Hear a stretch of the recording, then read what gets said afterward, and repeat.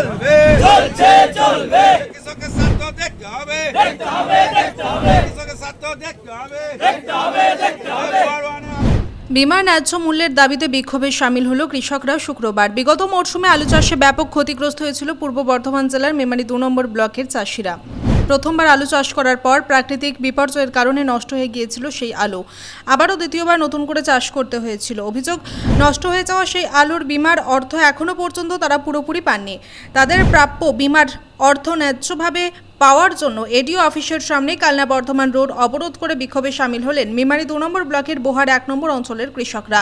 তাদের দাবি, অবিলম্বে তাদের বিমার ন্যায্য মূল্য দিতে হবে।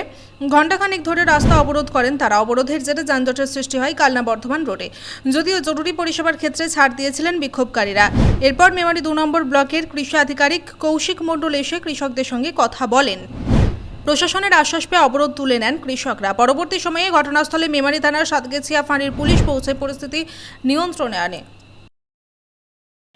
পূর্ব বর্ধমান জেলার মেমারি 2 নম্বর ব্লকের আন্ডারে আমাদের পোহার 1 গ্রাম পঞ্চায়েত অবস্থিত যে 9টি পঞ্চায়েত আছে, প্রত্যেকটা অঞ্চলেই প্রায় যাদের আগে 26 ছিল তাদের 80% হয়ে গেছে, যাদের 6 ছিল তাদের 56% হয়ে গেছে। আমাদের পোহার 1 গ্রাম পঞ্চায়েত 26.9% আমরা পেয়েছি আলুর বিমা। আমরা বাজাজ এলিয়েন্স কোম্পানিকে বলেছি যে আমাদের প্রত্যেকটা মেমারি 2 নম্বর ব্লকের মধ্যে যে 9টি জিপি আছে সব জিপি পাচ্ছে, কিন্তু আমরা কেন বঞ্চিত? কারণ আমরা তো বাঁকা নদীর ধারে বাস, পোহার 1 নম্বর অঞ্চল বাঁকা নদীর ধারে বাস। সেখানে আমরা 26.9 আমরা এডিওর কাছে 4 বার আগে অ্যাপ্লিকেশন করেছি, আমরা জেলায় জানিয়েছি, রাজ্যও জানিয়েছি।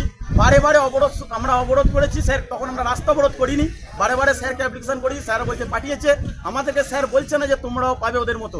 তাই আমরা আজকে পোহার 1 চাষি মিলে জোট হয়েছি, সবাই মিলে এসে আজকে আমরা রাস্তা অবরোধ করতে বাধ্য হয়েছি। কোন জায়গায় অবরোধ চলছে? আমাদের হচ্ছে মেমারি 2 নম্বর কৃষক বাজার, মেমারি 2 নম্বর ব্লকের যে কৃষক বাজার, এটা হচ্ছে বসতপুর। আমরা এডিও অফিসে 1 ঘন্টা আগে গিয়েছিলাম, আমাদের অবরোধ 1 ঘন্টা চলছে। যতক্ষণ না এডিও সাহেব আমাদের আসবে বা বিডিও সাহেব আসবে আমাদের অবরোধ চলবে। আমরা একটাই শুধু আমাদের দুঃখ, প্রত্যেকটা জিপি পাচ্ছে। পূর্ব বর্ধমান জেলায় মেমারি 2 নম্বর ব্লকে 9টা জিপি আছে, সব জিপি পাচ্ছে। আমরা কি এমন অপরাধ করলাম যে আমরা 26.9% বেশি আমরা আর পাচ্ছি না? প্রত্যেকটা জিপি 80% ওপর পাচ্ছে, কিন্তু আমরা পাচ্ছি না। তার জন্য আমাদের চাষি ঐক্যবদ্ধ হয়ে সব চাষিরা আজকে পথ অবরোধ করতে বাধ্য হলাম। চাষিরা ওভার পেল 80%, আমাদের পেল বাঁকার ধার, এদিকে বিল ওদিকে বাঁকা, মানে জলে প্রলয় কাণ্ড হয়ে গেল। যত জল বাঁকা দিয়ে সব ভেঙে আমাদের আলুর ঘর ঢুকে গেল। এদিকে বিল ঠেল দিল। কোন পঞ্চায়েত? মানে হরিণাঙ্গা পোহার 1 হরিণাঙ্গা 2 নম্বর পঞ্চায়েত, সেখানে আর পোহার পেল 80%, আর আমাদের জলে ডুবে গেল দিয়ে আমাদের এখানে দেখলো এডিও সাহেব 26%। তারপর লেখালেখি আমার ছেলেটা করলো, আমাদের সমবায় করলো, করে তার সাকসেসফুল কিচ্ছু হলো না। আজকে আমরা এসেছি চাষি, আমাদের কঠিন জীবন, আজকে রোদে বসে আছি। এডিও সাহেব তিনি ছাতা মাথায় দিয়ে এসি ঘরে বসে রয়েছেন, তিনি একবার আমাদের কাছে এলেন না যে আপনাদের কোনো সমস্যা মিটবে, সেই সমস্যা মিটলে না। প্রথমকার চাষিদের কি হাল হয় জানেন তো? চাষিদের হাল কানের জিনিস, হাতের বইয়ের সোনা বন্ধক দিয়ে প্রথম চাষটা করে, দ্বিতীয় চাষে আলু প্রলয় কাণ্ড হয়ে গেল। সিদ্দিকুল্লাহ নিজে আমাদের এখানে দেখলো, তারপর কি করলো যে আপনাদের যা ক্ষতি হয়েছে ক্ষতিপূরণ চাষি মানতে পারে না। তিনি মন্ত্রী এলেন, এসে আলু ফুটকে দেখলেন, চেলিতে একটা গাছও পেলেন না। সেখানে আমি দাঁড়িয়ে, তারপর তিনি বলে গেল ঠিক আছে আমি দেখব। আপনার কোন গ্রাম পঞ্চায়েত থেকে এসছেন? আমরা হরিণাঙ্গা কতক্ষণ বসে আছেন আপনারা? আমরা প্রায় 1 ঘন্টার উপর বসে আছি, 2 ঘন্টাই হলো। এখনো এডিও সাহেব বাড়ি থেকে বেরোলেন না, তিনি এখনো অফিসে এসেই ঘরে বসে রয়েছেন। আপনি কতটা চাষ করেছিলেন? আমি 5 বিঘে চাষ করেছিলাম। কত পার্সেন্ট পেয়েছেন ক্ষতিপূরণ? কিচ্ছু ক্ষতিপূরণ 26% পেয়েছি, ওটা জনের দাম হয়নি।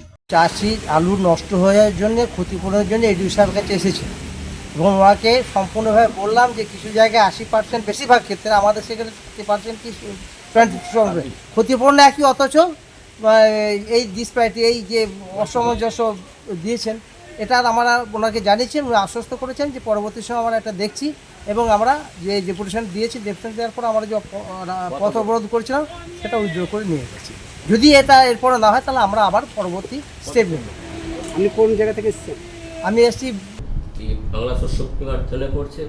শস্য বিমার ক্লেম হচ্ছে পোহার 1 থেকে আসলো মেলি সিরাজকে এবং পোহার ওয়ানের ওরা 27% পেয়েছে, সেইটাকে বাড়ানোর জন্য আগে অ্যাপ্লিকেশন দিয়ে গেছে এবং আজকেও সেটার জন্য বিক্ষোভ দেখালেন এবং আগে যে অ্যাপ্লিকেশন দিয়ে গেছে আমরা অলরেডি মানে অ্যাপ্লিকেশন ঊর্ধ্বতন কর্তৃপক্ষের কাছে আমরা ফরওয়ার্ড করে দিয়ে দিয়েছি।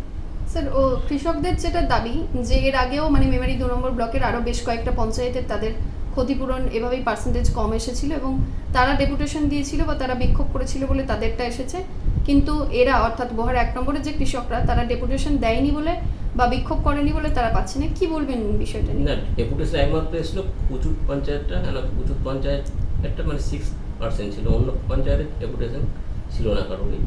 অন্য পঞ্চায়েত থেকে মানে অ্যাপ্লিকেশন এসেছিলো কিছু কারণ হচ্ছে না, সেই অ্যাপ্লিকেশনগুলো আমরা আগে জেলাতে ফরওয়ার্ড করে রেখেছিলাম।